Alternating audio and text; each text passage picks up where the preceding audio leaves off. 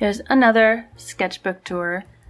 And this one I did not finish. This is just a dollar store sketchbook because I don't really care about the paper quality that much because it's a sketchbook. It's not really meant for finished stuff really, so. And I like the thin papers. There's actually not that many pages left. I totally could have finished this, but I don't really like this format anymore.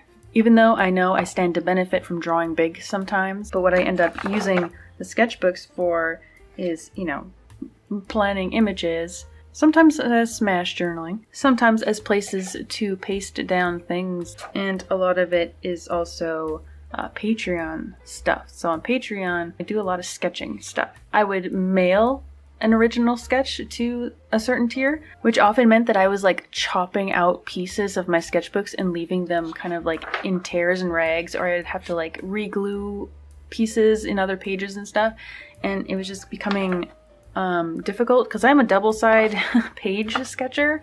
I can't just like cut them out if there's something on the back. So I ended up abandoning the sketchbook entirely, pretty much.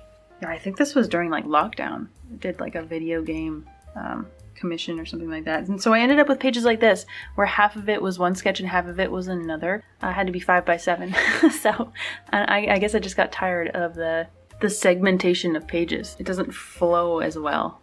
Yeah, there's some like outfits that I was wearing every day. News inspiration. This is a fish from Markiplier's video.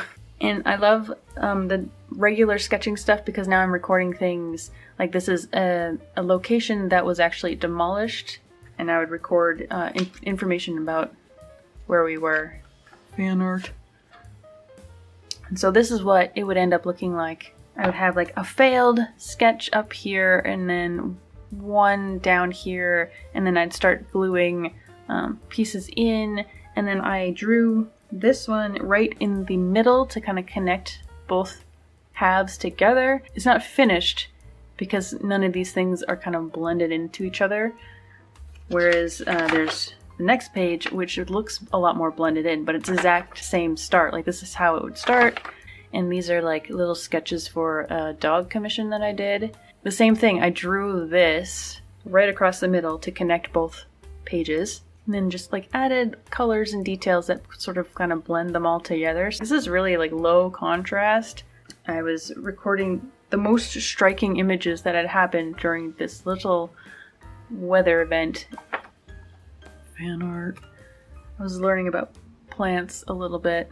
And sometimes, if I really didn't know what to do, I would go to Reddit Gets Drawn or something like that. People post images that artists can use as reference shots to practice drawing. I usually use animals to personify people. I'm going to have to draw this as in semi-realistic fashion, but that means it has to look like a person.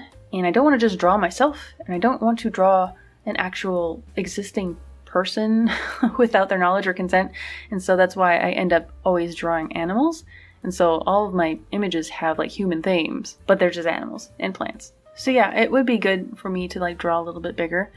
I just don't. I end up segmenting this. So it's just not a sketchbook shape for me right now. These are like practicing illustrations of stories. This would have been from A Secret Life of Bees, I think.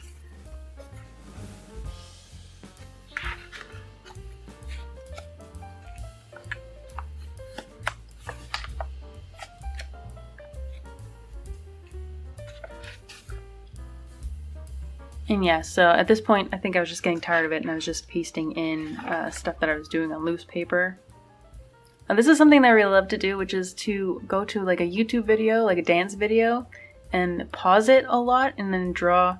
It makes their bodies actually look natural, and this is fun practice.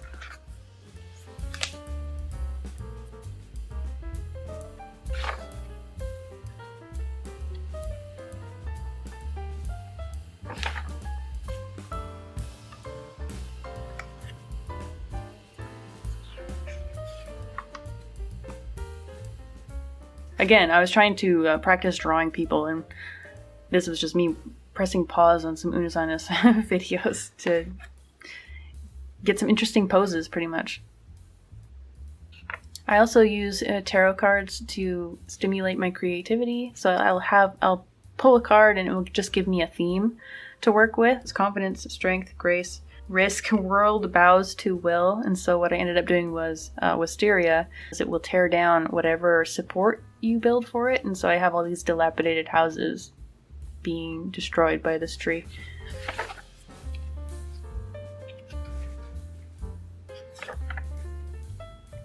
More pose practice from Unisonis. I think I picked Unisonis because they were deleting all the videos and I wanted to record them in my own way.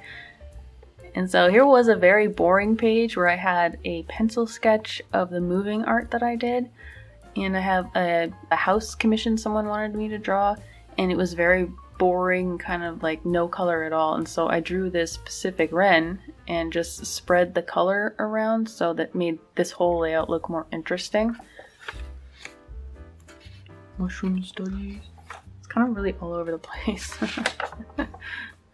Some like interior shots. I think this was probably from like a Sam and Colby video or something.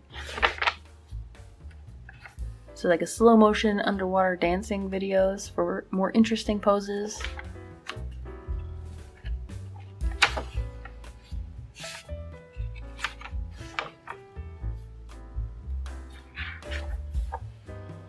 I guess I find crane shapes interesting.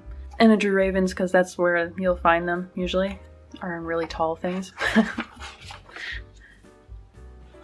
It's a crossover. And so yeah, this was from when I was sitting down at around Science World, Falls Creek area, and was just drawing little details that I could see from where I sat. Planning more paintings. This is the closest to live drawing that I could get. If someone's looking at their phone, they hold still for a pretty long time, so that's that's the only tactic that I can suggest. Just find very distracted people. If I take apart an old sketchbook, I'll start sticking them in. I don't like collecting a lot of stuff in my house. The end of every sketchbook is always just like little pieces of a previous one that I had just recycled. And this is the last thing that I drew. And I probably won't even fill this space.